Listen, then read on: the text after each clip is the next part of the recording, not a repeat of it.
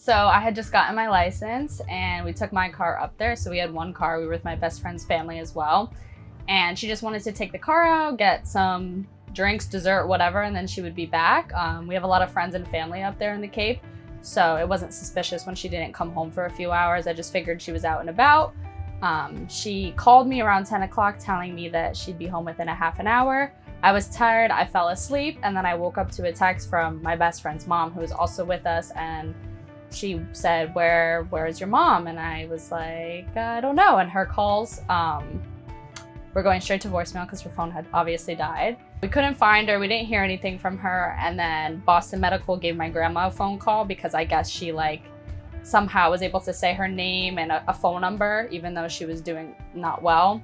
So my grandma then called me back to let me know that she was in a car accident, and my immediate thought is, okay, obviously it's bad enough to the point where she wasn't able to reach out to one of us. So they airlifted her over to Boston Medical.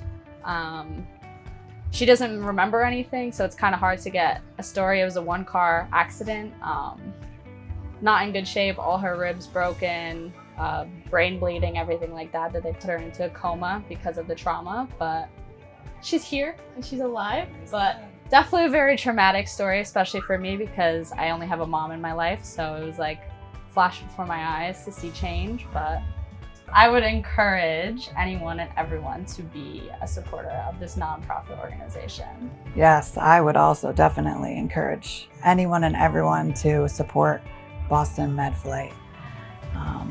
Waking up in the hospital almost a month after an accident and not knowing where I was.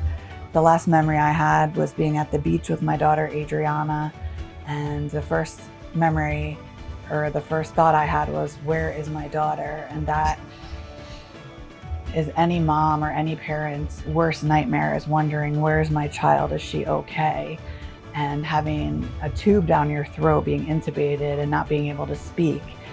That's the one thing I wanted to ask was, where's Adrianna? Is she okay? Waking up and not being able to ask, having to wait several weeks until she came in and touched me and said, Mom, are you okay? And knowing that she was okay. And that gave me peace to be able to know that she was okay. And knowing that, thank God, that the MedFlight team saved my life. I almost didn't make it.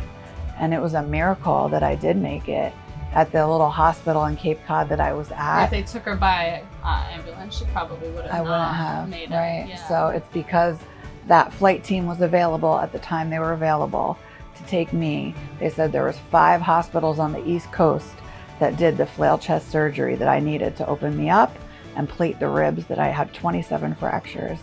And it's because of that driver, that flight crew that got me up there at that time to have that surgery, that I'm still here today. Thank you, Boston MedFlight. Thank you, Boston MedFlight.